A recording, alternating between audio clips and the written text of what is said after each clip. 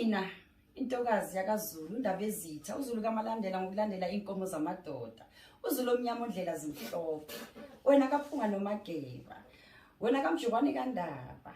Wena kaNkayishane kaMenzi. Eyaphuza umlaza ngameva.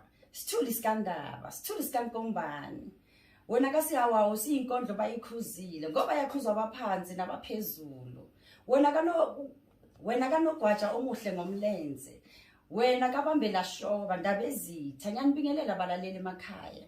Namhlanje ngibuyile phela ngizokhuluma ngesihloko esibaluleke kakhulu okwezala Wembethe. Kuyini okwezala Wembethe? Balaleli kule nkathi esiphila kuzona. Ngenxa yokuthi sesiphila enkathini zabelungu, sesiseyibhedlela, abantu sebatetela eyibhedlela.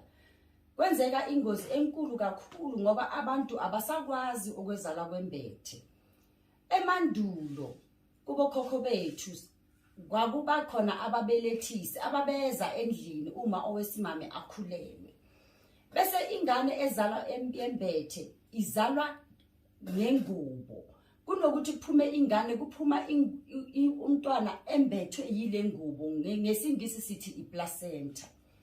Manje ke ngoba sesiteta kule ibhedlela zamanje ngoba phela isimo sesishintshile, kuthi lo owesifazane umeteta ingane esibhedlela noma ingane seyiphuma ngeplacenta bese lokhu okwabonesi bayayithatha le placenta abasamtshela unini ukuthi le ngane yakho yezalwa Wembethe.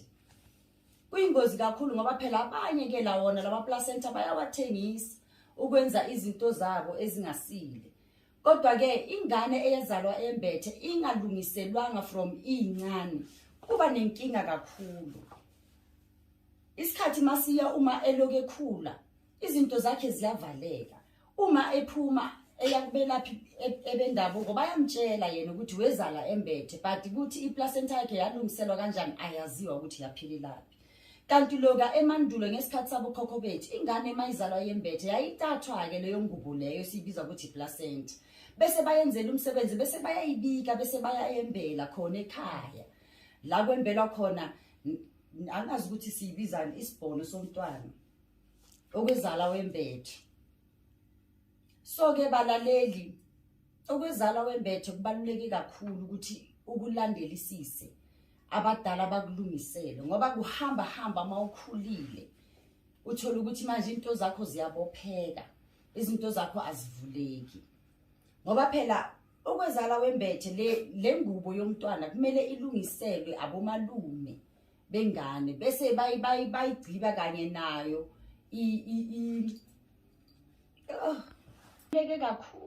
kubaluleke kakhulu ukuthi ingane mayizalwa Wembethe ilungiselwe. Ngoba yona lenkaba yomntwana uma beyigciba abantu abadala bayibeka nayo lo ngubo yomntwana azalwa ngayo Wembethe bayayentela umsebenzi bese bayigciba. So manje uzoyenza kanjani kulesikhathi esiphila kusona uma uzalwe Wembethe ende ungazi ukuthi iplacenta yakho yaphelelaphi na? Isihloko sanamhlanje leso ukuthi ulungiselwa kanjani ukubuyisela ingubo yakho uma wazalwa Wembethe. Balaleli emakhaya uma uyile kumelaphi owendabuko akutshela ukuthi wezalo Wembethe umsebenzi wakho wokwembulela ingubo angeke uwenzele kwakho, angeke uwenzele kuboyise kwakho uma ngabe uyingane yabo malume.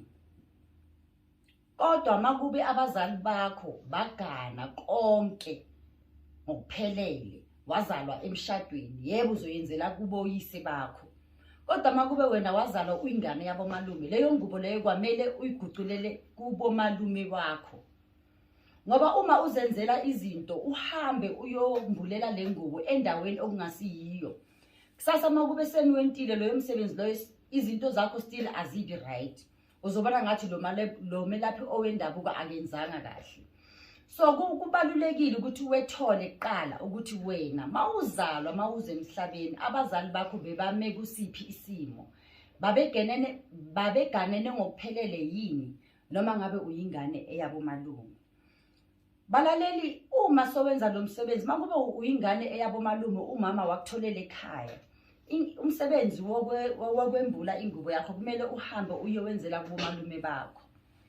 lapho ke siye senze umuthi esuhlanganisa ngamakhubalo bese igqobongo lakhona liba elesambulo bese loyo msebenzi lowo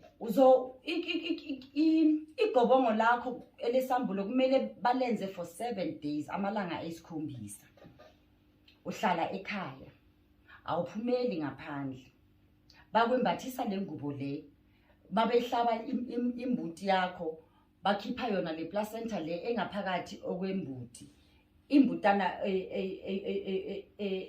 eyomuntu wesifazane bakhipha le placenta eyale ngubo bakwembathisa yona uzohlala nayo leyo placenta leyo for 7 days phakathi endlini uma seyiphelile i7 days ushaya igqobongo lakho uma seliphelile kuzodinga ukuthi bakwenzele umsebenzi ngenye imbuzi kula khona umndeni wakho wonke kanye nezihlobo zakho uzoza bakubonge bakhiphe ama gift thina ngesizulu sithi bazokukhonga uma sebakukhongile ke uzohlala amalanga amathathu ungaphumi endlini amathongo akho ukuthi azokhona ukubuya azokhuluma nawe konke abakufunayo kuwena nikhumbule balaleli ukuthi ukwezala kwembethe ingubo ikathathu kukhona ingubo yethonga eyokuqala leyo kukhona ingubo yokuphatha yesibili leyo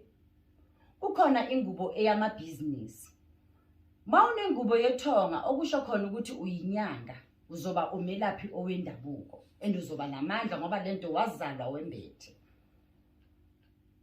kodwa ingubo eyokuphatha uba umholi sibona abo Ramaphosa sibona abo Julius Malema ingubo yokuphatha leyo abantu abazalwa bembethe baba naleyo ngubo le eyokuphatha bese le ngubo eyogqina ke leyesithathu ingubo eyamabhizinisi bazokwenzela umsebenzi uma ngale still awubinyanga awunali idlozi wena nje abaphansi amathonga wakini akuphi imfuyo akuphi emabhizinisi avule konke kwakho obekade kuvalekile kubaluleke kakhulu ukuthi isintu sisigcine kubaluleke kakhulu ukuthi umuntu azazi ukuthi wazalwa kanjani ngoba mawungalungisa into zakho uzohamba baloku bakutshela ukuthi unemali abalapha endabuko bakutshela ukuthi imfuyo yakho yiningi kodwa ungazi ukuthi kwenzakalani usebenzisa imithi usebenzisa iwashi ukhuleke uyenzeni kodwa uthola ukuthi kule emuva wazalwa wembethe kodwa awazi abanye bethu abazali bashonile awadi nokuthi vele umama uzokutshela ukuthi wazalwa wembethe noma kanjani